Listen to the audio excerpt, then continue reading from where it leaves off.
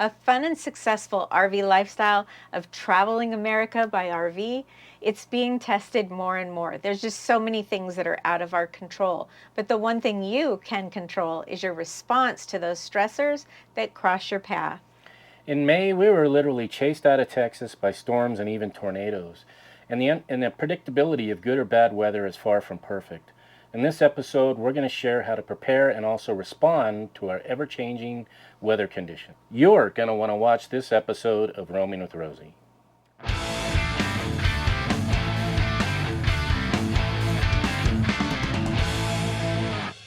Before we continue our video series of our travel through Texas, we felt like we needed to stop and address the weather because pretty much anywhere we want to RV to in the United States is getting unpredictable.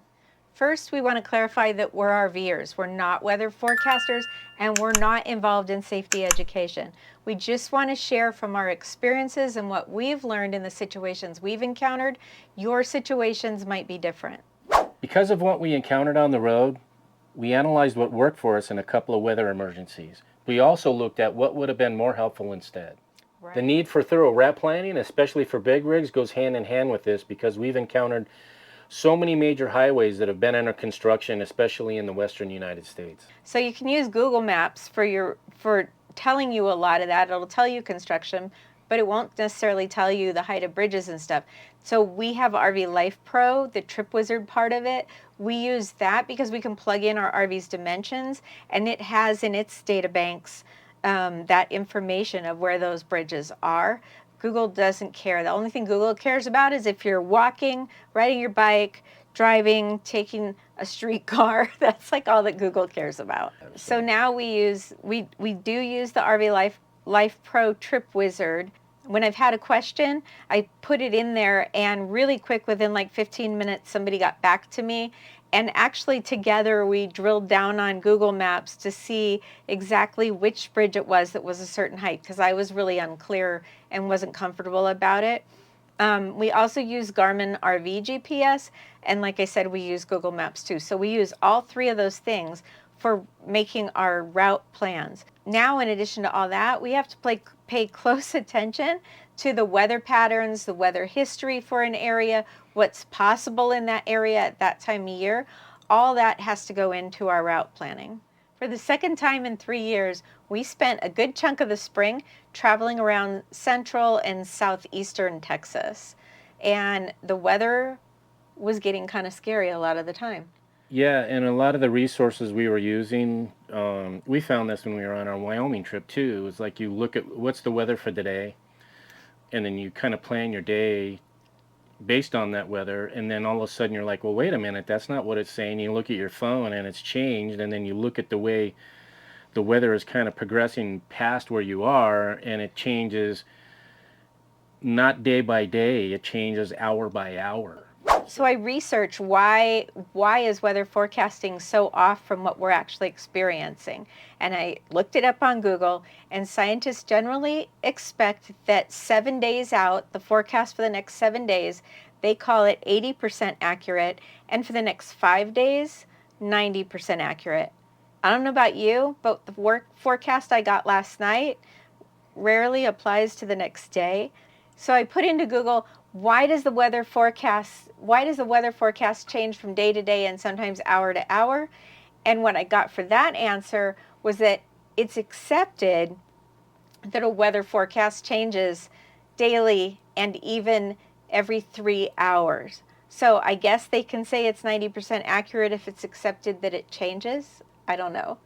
But that's what we're encountering. And I think with the way weather is acting now, it's even more unpredictable. So one thing we did learn through doing the research to make this video is that there's a link you need to always have, and that's for Storm Prediction Center, and that's done by the US government and even international sources. And this is where all those computer models of potential weather events are. So they rank everything with 5 different colors, and they have computer models. That's where you'll see the spaghetti models for hurricanes and stuff like that. But then that's the information that the meteorologists take and then reinterpret it and present it to us. So there's that gap in there, or different interpretations, or if the meteorologist is busy doing funny things on the air while we're trying to get the weather. Right, and the other thing that was on there that I noticed is they talked about how they use what's called polygons as opposed to going off of what county or what streets.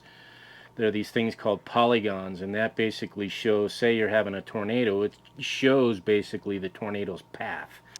So on this trip through Texas, our first destination was Belleville in Austin County. And as we arrived there, we were seeing roofing signs like on every front yard of all this little tiny town, and pop-up auto repair things for hail damage. Well, it turned out just 2 weeks before we got there, they had had a really bad windstorm. A lot of people say there was a tornado, an EF1 tornado. The hail damage was pretty severe, and all that was just 2 weeks before we arrived. And as we continued to move through Texas from the end of March through till May, it felt like we were really fortunate, but everywhere that we had been shortly after that, they suffered disaster type weather events that occurred that were, flooding and wind damage and small tornadoes. Hail damage was huge. Basically, we probably shouldn't travel anywhere because we're the omen that's bringing the bad weather everywhere. Didn't matter where we were, whether it was San Antonio, Galveston, or whatever. Every time we left, they, for some reason, experienced bad weather. So this trip took us from San Antonio all the way to Galveston, and then from there we went all the way down to the very tip of South Padre Island. When we left the Houston area, went down to Galveston, Tomball got flooded out. yeah, we stayed at a park in Tomball, and the weather was actually not too bad. We did laundry one evening, and there was a pretty bad rainstorm that one night. And then when we got to Galveston, we were there 7 days. Mm-hmm. We had one sunny day. The rest of it was windy and overcast and cloudy and all that kind of stuff. So, of course, we got chased out of Texas in the beginning of May. Right after that, in June, the remnants of Hurricane Alberto, I guess it was downgraded tropical storm, came through and caused some tornadoes and hail damage and floods. And then, of course, in July, the most recent event was Hurricane Beryl, which came in basically where Magnolia Beach is, which is Matagorda Bay, but it kind of stayed until it hit right just south of Galveston Island, on the south part of Galveston Island, I believe. So right where we had been, they evacuated the island, and everyone had to be off. Right. So that happened just a month later, or 2 months later. Right. So we're kind of like, where can you go in the country to avoid weather? Well, you probably can't. You can just know, when can these things occur, and do I want to be there during that time? And if I am there, what am I going to do to be safe? Right. One thing, when we were planning our trip and we were going to end up in South Padre, we were actually looking where we were going to stay. And then the year prior, they actually had a storm come through and actually knock some RVs over. They actually tipped them over. So that was kind of in the back of our mind. But in my head, I'm like, oh, what's the likelihood of that happening 2 years in a row? Probably not pretty good. So. But they all just got evacuated in July. July. Well, yeah, because we left in May, and then July, Beryl was coming through. So they had to get evacuated again. But we didn't have all the tools that really would have helped when we were there, when we were on our trip. And let's talk about that. How do you plan your trip, and what tools can you use to keep your family and your rig and everything safe? One thing that we found ourselves using, at least I ran across it while I was watching on YouTube, was I just happened to look up what's the weather going to be like in Texas, and I noticed there was a few sites, YouTube sites, where they were dedicated for just weather in that area. You get a good idea of what's going to be happening in the area you're going to be traveling to. So they kind of touch on every specific area throughout their live stream. But when there is a weather emergency, they're really accurate. Like, you people, if you're between this street and this street, go now. And yeah. And so we felt like that was pretty good, especially when we encountered a tornado warning while we were on the road. that was really helpful as well. Tornadoes, yeah, that was something we didn't know what exactly to do. And again, when you're watching it, they're using what I believe are those polygons where it basically shows the tracking. It doesn't show county, it shows the tracking, and you could see specific. They were calling off as the tornado was ripping across. It was kind of the center of Texas. They were labeling crossroads, like this road, and it basically showed the path. So it was very drilled down, so you knew exactly where to avoid and where to try and get away from. So all of us use basic weather apps on our phones, whether it be the Weather Channel, AccuWeather. They're just taking their information from the Storm Prediction Center and all these national and international things, and then they're analyzing it and presenting it to you. So from now on, we're going to use Storm Prediction Center as well. The other thing we've done is we've ordered a weather radio, but it works off broadcast or the airwaves. Like typical radio does? Yeah, instead of the internet. So if the internet goes down because of a storm, a weather radio is going to be your friend, and we're going to carry that with us. We're going to put a link down below to our Amazon store with a selection of NOAA weather radios that you can choose from, and they're as little as $30. Right. It's a good thing, I think, for all of us to have on board. Many of you from the South have heard of James Spann. He's a meteorologist. He recommends an app called Radar Scope. So it's not a free app. No, I think it was like $10 or something like that. $10 a month. One of the main things you've heard us talk about a lot is we don't make very detailed reservations unless we have to. So we kind of know when we're starting our trip. We might make a first reservation, and we make some, but they're not all like day by day by day. But it's really important that you know what the cancellation policies are for the reservations that you've made or before you make those reservations. With this trip through Texas, obviously we knew when we were starting, but we kind of knew that we would end up probably leaving Texas in May. Obviously, we were down at the beach. We'd love to stay longer, but we had researched that it gets hot and muggy in May. So we made it up till May and then figured out this is when we want to leave. It was like between 85 and 90 with like 90% humidity. So we got to vacate. I can't deal with the humidity anymore. Yeah, he was done. Yeah. When we decided it was time to go from South Padre Island, we were headed up to just south of San Antonio, that we were going to try and make that stretch in one day. And we really studied the weather and everything because storms were starting to pop up again kind of all over north of where we were. And so we did all the research we could. We looked at okay, we should be able to travel from 9 a.m. to 3 p.m. and get past before these storms came down and got it in the way. That's not what happened. No, not at all. Basically, we were on the highway and Linda goes, "Hey, something just popped up on my phone saying there's a tornado ahead of us." That would be those emergency alerts. Yeah, it was like, I don't know, what was like 15 or 20 miles ahead of us. And as I was cruising down the highway, it wasn't raining yet or anything like that, but when you looked ahead, it was pretty black and pretty ugly. I saw a couple of big rig drivers, truck drivers, pull off the side of the highway. One guy actually parked under an overpass.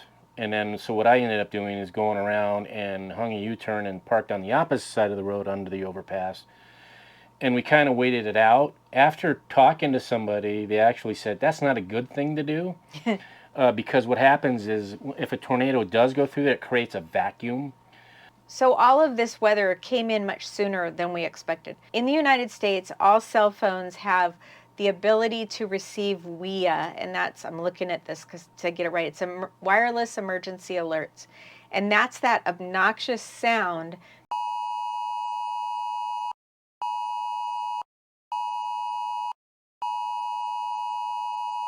that you hear first on your phone, and from broadcasts, whether you're listening to the radio or maybe a very local TV station, it also comes across broadcast.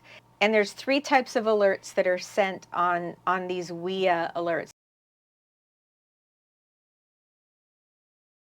Don't shut those things off on your phone. There's a reason for them. It means you are in the vicinity. Your phone is in the vicinity of something like that happening right now. It's just a it's a loud noise, and then it stops. So not a big deal. If you get the alert for a tornado coming at you or in your area and you're driving down the highway, that's what we faced. What do you do? Well, the first thing, get off the highway for sure. We did the wrong thing by going under the bridge, and instead try to go inside somewhere. Do not sit in your RV. RVs can be not just thrown over, but end over end over end very easily in a decent sized tornado. Like, especially what if you have no building to go into? Well, if there's one really coming at you, you really need to get away from your rig. You've got propane in there, everything else. So that's the thing that's the thing we're learning what you should do. Tornadoes can toss big rigs up in the air, actually get them airborne and throw them around. Get out of the RV, and hopefully there's a building to go to. If not, lay as flat as you can. If you can in a gully, that's even better, but as flat as you can, face first with your arms covering your head so no debris hits you in the head. Do not wait for a siren. So we did have this happen when we were in Belleville, Texas 2 years ago, and we did get an actual tornado watch warning in the middle of the night. Our phones went off. And so we thought there would be a siren. It goes off every day at noon. It goes off every day at noon to let everybody know, go eat. But it doesn't, so don't count on that. And so the number one thing that people don't survive these things is a lot of them are waiting for a siren that isn't going to come. So, and a lot of you who are from areas where there's been tornadoes, this is maybe redundant information, but maybe you're new to RVing and weren't sure what choices to make that you would make differently than you were if you were in a sticks and brick structure when something like this happens. The other warning that you're going to get on your phones from that WIA alert would be flash floods and flooding. And again, we're in southern New Mexico right now. Ruidoso, up in the mountains just above here by White Sands, you go up a little further, they not only had the horrible fires, but in the same week, and now I believe 4 or 5 times in the last few weeks, flash floods, and they've had severe flash floods. So those alerts are going off on our phones down here at the bottom of the mountain. So it gets the whole vicinity of getting away from a flash flood. And something we didn't know is that more people die in flash floods than from tornadoes. Yeah. I'm an insurance agent, and I actually had a client who took his Mercedes-Benz and went through one of those puddles you see going across the road, and it was actually a flowing river, which is normally you never see water there. Luckily for him, all it did was total out his car. His car was totaled, and he got out safely. But you see time and time again where people think they can drive through these puddles and that they're going to be okay. You don't know if the road is actually washed away. For all you know, that road could be washed away and you're going into a ditch. What's the saying? Turn around, don't drown. Yeah, turn around, don't drown. Don't even go in there. Just turn around and avoid it. The other thing you need to do is pull over. Use all of these sources. Use the Storm Prediction Center. Look at your WIA report that's coming up on your phone if there is one. Look at your maps. Calm yourself and figure out what's the safe decision to make. Trying to cross gullies, especially that you're not familiar with an area. Yeah, that's even worse. But I guess if it helps, maybe this would help for some people, but put in mind how much you have invested in your rig, how much you love your family, your pets, whatever, and think about all that is on the line because you might think it's better to get to your destination fast. Right. Yeah. So it's really important to stop, calm down, and think instead of making a split-second decision if there's any way you can. All of the research I did for this, every expert was saying, pull over, pull over, pull over, pull over, stop, think. When you arrive at your camp, you should take the time, you set everything up. Hopefully you have a whole routine for making sure that you get everything done the way you're supposed to for safety. Also take the time to look around you and make a plan in case of emergencies, for weather emergencies, but also for medical emergencies. If you're new to an area, you're not familiar with an area, take a look at, where is the nearest emergency room, do I have a cell phone signal? How am I going to get help if we have a medical emergency? And then again, for the weather emergencies, flash floods, and things like that. So again, we talked a little bit about when we had tornado warnings when we were in Belleville in 2022. First off, everyone had told us that very day, that tornadoes never hit Belleville. Well, this year it did. Twice. But in 2022, there was a tornado warning, and so during that time, we got together a go bag. For us, it was a file box, and some basic things, our medications and stuff like that. And we have a Class A, so we put that box on the dashboard. So that'd be the last thing we'd grab when going out the door. Yeah, it was a box and a couple bags of stuff. Sure enough, we were woken up by those horrible noises on our phones, and we had already scoped out where we would go. So there was a bathroom in front of all of the RVs, a concrete block bathroom. And so we had already decided that's where we were going to go if it turned into an actual tornado warning, which it did. By the time we threw our clothes on and stuff, though, it was canceled. So we didn't have to go sit in the bathroom. Right. But we had a plan. And also be sure that you follow lightning safety. You don't go hide under a tree in an electrical storm. Yeah. Or you don't want to be out by the lake. Yeah, you don't want to be by the lake. You don't. That's a situation where it's okay to be in your RV or in your car. That's a lot safer than being outside. Right. So in that kind of an electrical storm, go to your car, go to your RV. We hope that everything we've shared with you in this video is going to help you be better prepared for severe weather conditions, whether you're on the road or you're in your campsite.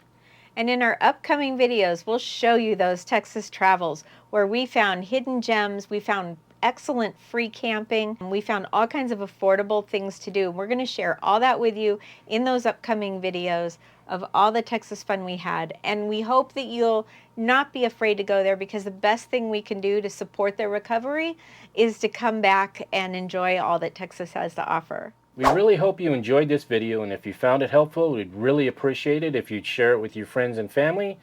And if you're not yet a subscriber, please hit that subscribe button. And do ring that bell, because that way you'll be notified each time we upload a new video. And make sure to leave a comment, that way you could be part of the conversation. Until next time. We'll see ya. See ya. We're here at the Bluebell Creamery in Brenham, Texas. We were here about 12 years ago. Our son was still young enough to travel with us and stuff. Ice cream was free then. We get these cups, it's only $1. You get one of these, or you can get one of their treats for $1. But they have some flavors here that you can't buy in the store, so